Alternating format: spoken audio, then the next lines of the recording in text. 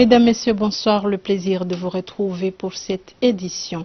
Rencontre ce samedi à Beiti Salam entre le président de la République et une délégation du Koweït conduite par le président du conseil d'administration de la BFC. Tel est le principal titre de l'actualité. Le président de la République, Azali Assoumani, a reçu samedi une délégation koweïtienne conduite par Cheikh Sabah Jaber Moubarak Al-Sabah, président du conseil d'administration de la Banque fédérale des Comores, BFC.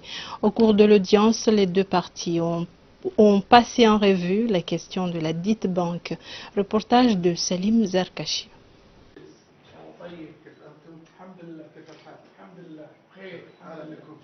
Cette délégation koweïtienne conduite par le président du conseil d'administration de la Banque fédérale des Comores est allée renouveler les engagements pris par la BFC dans ses différentes missions. Elle a saisi cette opportunité pour remercier le gouvernement pour avoir préservé ses intérêts suite aux problèmes juridiques que la BFC a rencontrés récemment qui ont conduit à la destitution de son directeur général. La délégation a réitéré sa confiance à la justice comorienne.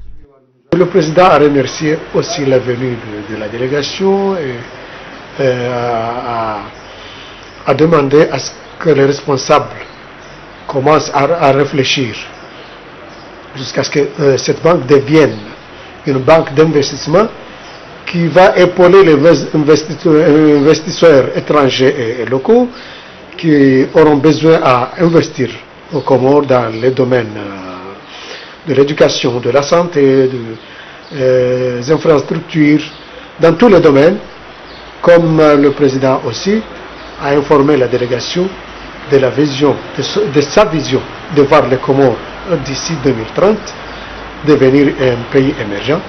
Le chef de l'État, Azali Assoumani, a pour sa part montré la disponibilité de son gouvernement à œuvrer pour le développement de cette institution et leur a demandé de le soutenir pour son ambition de faire des Comores un pays émergent à l'horizon 2030. Autre volet de l'actualité, la formation sur le recensement général se poursuit en Zouani. Les 250 agents recenseurs repartis en 6 groupes se sont livrés à un exercice pratique pour une bonne lecture de la cartographie et une campagne de sensibilisation sur l'importance de ce recensement général prévu le 15 décembre prochain. Reportage d'Ayatollah Mahmoud, récit d'Abou Ahmed Ashraf. Il s'agit des futurs agents recenseurs de la zone de Moutsamoudou qui, au cours d'une semaine de formation théorique sur les concepts et les bases fondamentaux pour le recensement général prévu en décembre prochain. Et cela, bien sûr, après la formation des différents acteurs qui vont dans les jours à venir s'atteler à la tâche. Après la formation théorique, place à la phase pratique. Ces agents, accompagnés de leurs formateurs, ont procédé à un exercice pratique sur la maîtrise de la carte graphique et des zones de dénombrement, c'est-à-dire zone D. C'est une zone spécifique avec des données limitées et précises pour avoir les agents selon un nombre précis de ménages et de populations, environ 160 ménages. Donc chaque agent sera envoyé dans une zone D qui contient environ 160 ménages.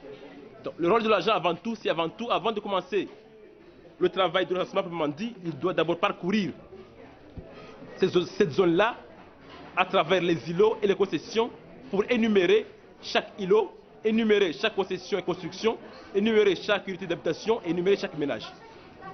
Ce travail-là sera fait à 3 jours, ou 2 jours avant le travail du 15 au 16.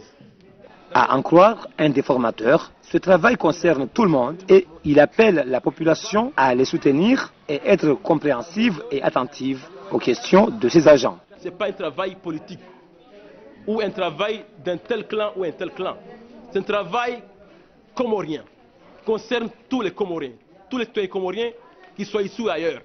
Ils doivent comprendre qu'un agent qui parcourt 4 heures, 5 heures, 6 heures, 8 heures de temps à circuler à travers les quartiers des villes et villages sont des agents qui souffrent par la chaleur et par le travail même, le poids du travail. C'est pas un poids, c'est un poids qui est lourd. Donc une fois que ces gens-là sont arrivés chez eux, ils doivent être hospitaliers. Ils doivent montrer une certaine cordialité comprendre que ces gens-là travaillent pour le bien de ce pays et non pas pour le bien de quelqu'un.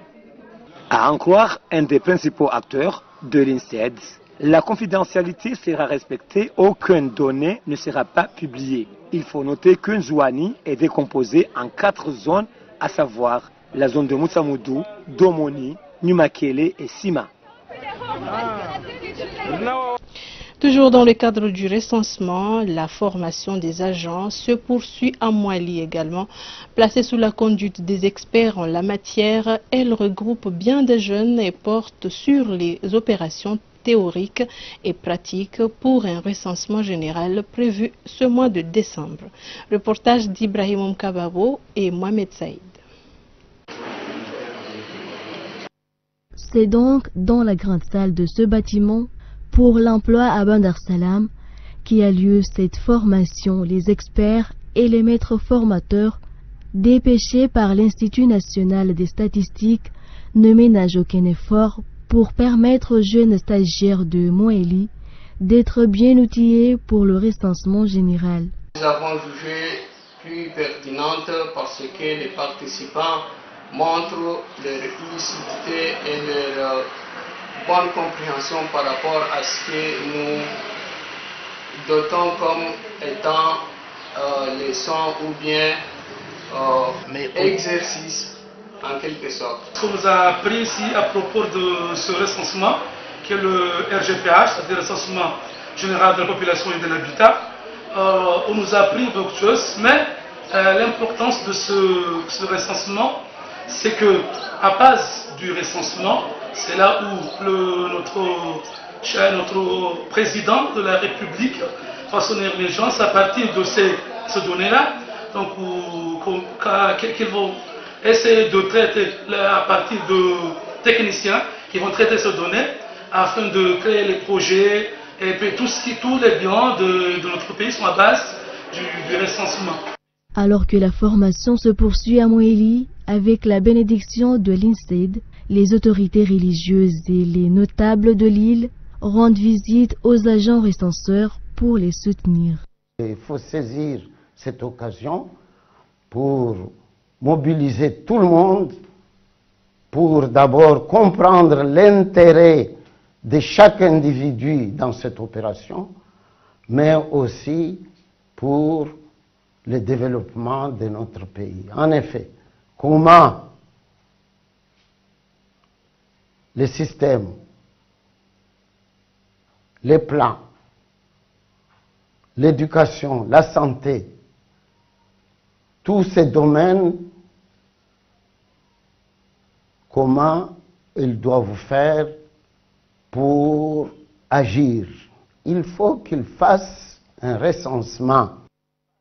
La formation de Mouali regroupe des jeunes décidés à suivre de près toutes les explications des formateurs pour la réussite du recensement.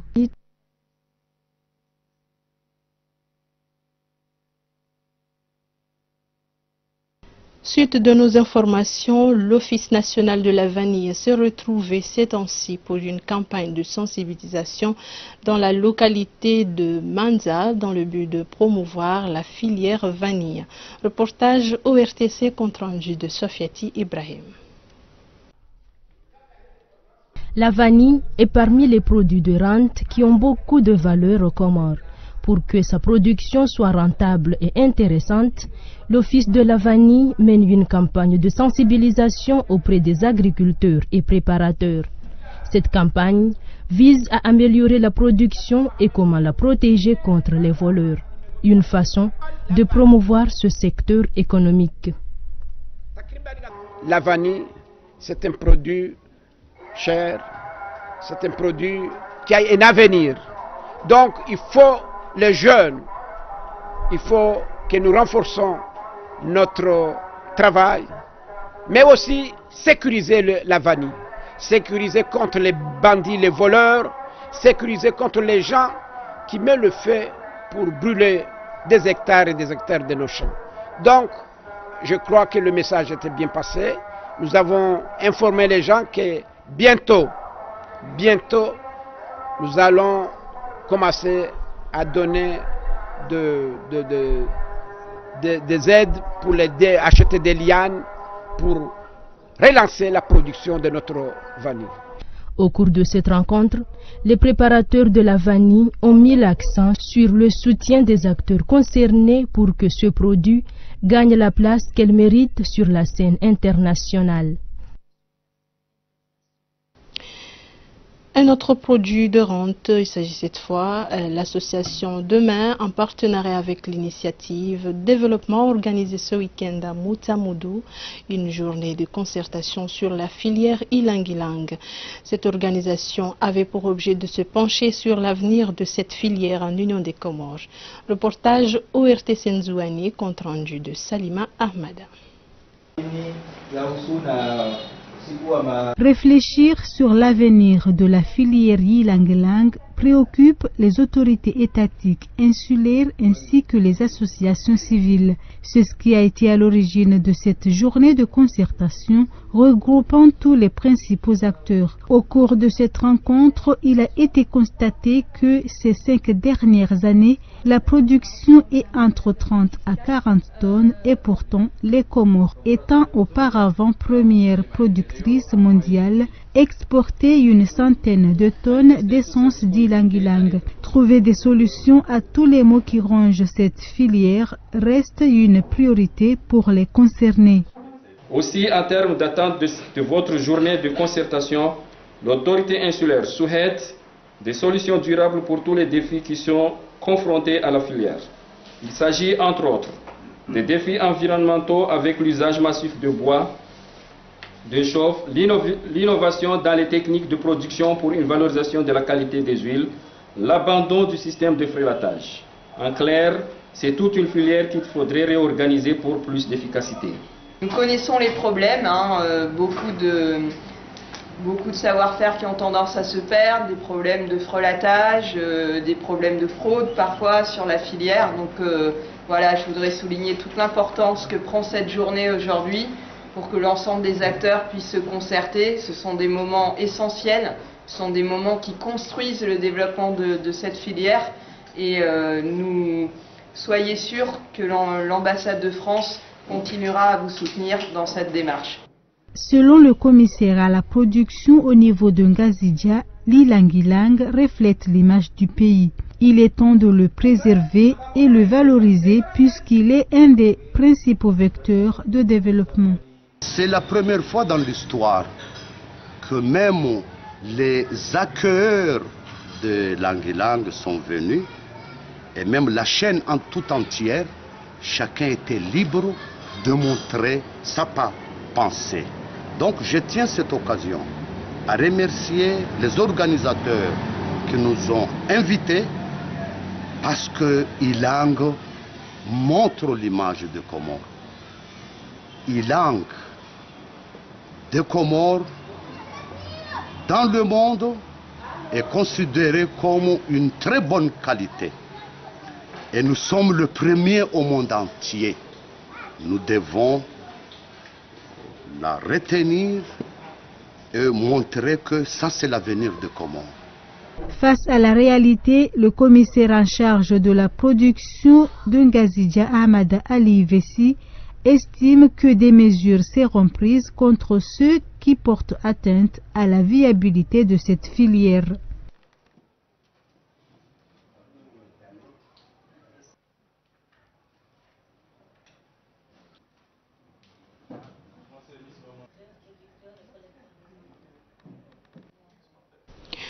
Depuis l'inauguration des nouvelles centrales électriques au niveau des îles, les activités génératrices de revenus reprennent de plus belle dans les différentes régions du pays à la grande satisfaction de la population.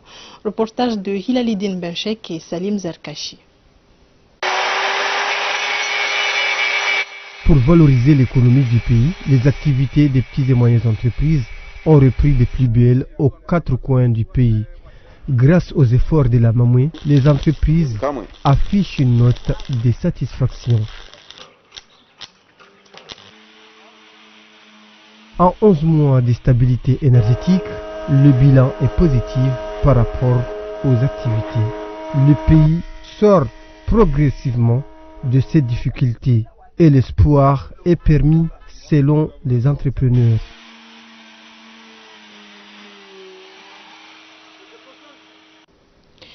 Le directeur régional de la Société de l'eau et de l'électricité Mamoué au niveau de Ngazidja, Saïd Bakar Toïb, a dressé ce samedi à Wadjou un bilan de la campagne de sensibilisation sur les nouvelles orientations engagées dans les différentes régions. Reportage d'Ahmed Abdallah Hussein et Ahmed Nassor. Ces activités entrent dans le cadre du plan d'action 2017 tracé par les responsables de la société, leur permettant de relever les défis et faire de la Mamoué une institution digne de son nom, donc capable de répondre aux attentes de sa clientèle. Au cours de la cérémonie de clôture ayant mobilisé plus particulièrement les chefs de village, le directeur régional a salué les efforts fournis par ces derniers. Les Comoriens nous ont bien compris à ce que aujourd'hui, si l'électricité est 24 sur 24 dans leur ménage, c'est par rapport à des efforts de part et d'autre. Et c'est de part et d'autre qu'on cherche à améliorer. Nous avons cherché tous les chefs de village pour nous identifier ces foyers-là et ces clients-là à ce qu'on leur raconte pour se donner un programme ou pour se donner un cahier de charge à ce que nous recouvrons la totalité de cette somme que nous due à la Mamoué. Nous sommes à 67% par rapport à leurs objectifs fixés. Parce qu'aujourd'hui, nos recettes sont améliorées, on est à 70% de recouvrement. Là, vous voyez bien qu'on n'est pas loin de chiffres de 100%. Donc, ce sont les 30% que nous cherchons aujourd'hui à ce que notre recouvrement soit à 100% au niveau de la Mamoué. Selon la chargée de la communication à la Mamoué, les recommandations exigées par la Banque mondiale, partenaire privilégié à travers le projet RCIP 4, ont été prises en compte. Donc le bilan, moi j'estime qu'il est positif parce que dans toutes les tournées que nous avons faites, la population a répondu à nos appels. Pour ce qui est du partenaire qui est la Banque mondiale, elle a donné, elle continue toujours à donner un appui très considérable au niveau du pays et particulièrement au niveau de la Mamoué. Au niveau du logiciel qui s'appelle l'Echeo, nous allons commencer à partir de lundi la décentralisation. Nous allons commencer à installer au niveau de toute la région de Ngazidja. C'est déjà fait au niveau de Mouali. Nous allons commencer par Mitsamiouli à installer les logiciels qui permettent l'accessibilité à temps réel entre les opérations concernant le client. Donc la Banque mondiale a un apport très considérable. Nous saluons et nous comptons toujours faire nos efforts pour montrer des résultats positifs qui permettront d'avoir toujours des retombées positives au niveau de l'État. La mission que se sont fixés les agents de la Mamoué est de faire en sorte que l'eau et l'électricité soient 24 sur 24.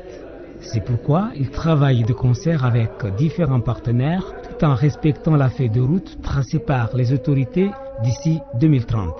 La responsable de la dite société sollicite la contribution de tout un chacun pour atteindre ses objectifs. Autre volet de l'actualité, le gouvernement est parvenu à un accord avec les opérateurs privés. Désormais, ils bénéficieront des facilités de dédouanement pour leurs conteneurs. Reportage de Kassim Suleiman et Mustafa Aboubakar.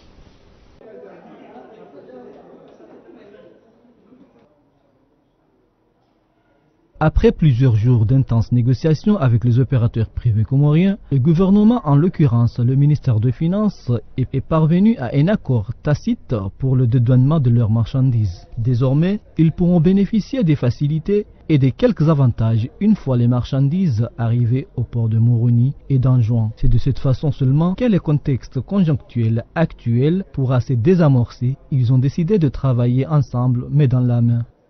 On a constaté que monsieur le directeur des douanes a quand même répondu. Là, actuellement, on a à peu près 8 à 10 conteneurs. Donc de dédouaner avec des facilités, avec des délais, avec des échéanciers. Donc j'ai le droit jusqu'au 31 décembre pour régulariser mes dédouanements. Puisque vous savez que quand on paye les impôts, on a des acomptes prévisionnels. Donc on paye nos acomptes prévisionnels en son article 38 du Code des impôts. Donc ça, c'est pas un souci. Vous voyez ? Avec la douane aussi, on n'avait pas de problème, mais il y avait des petites incompréhensions. On a reçu beaucoup de conteneurs, puisque les bateaux se sont rapprochés tout d'un coup. Donc, nous avons beaucoup de conteneurs à la douane. Maintenant, on ne peut pas payer toute cette douane-là. Donc, nous avons demandé au directeur général des douanes de nous faciliter l'enlèvement de ces conteneurs pour payer ensuite par échéance. Donc ce qui a été accordé par le directeur général des douanes et notamment le ministre des Finances. Le directeur général de douane, M. Kamaliddin, estime que c'est de cette façon seulement que les recettes seront au rendez-vous. Plus ça marche pour les secteurs privés, plus ça marche pour le gouvernement.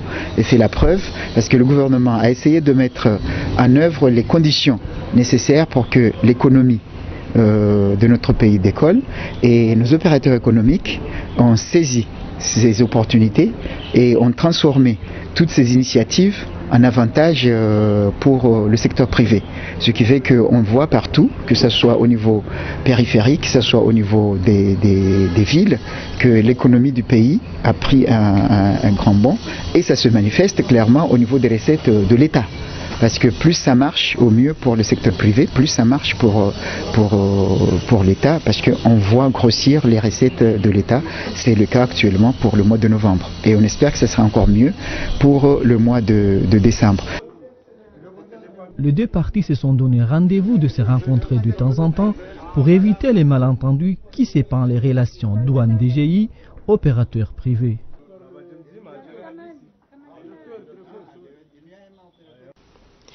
Nous vous rappelons le principal titre de cette édition. Rencontre ce samedi à Beiti Salam entre le président de la République et une délégation du Koweït conduite par le président du conseil d'administration de la BFC. C'est la fin de ce journal. Merci d'avoir été au rendez-vous. Bonne suite de programme sur ORTC.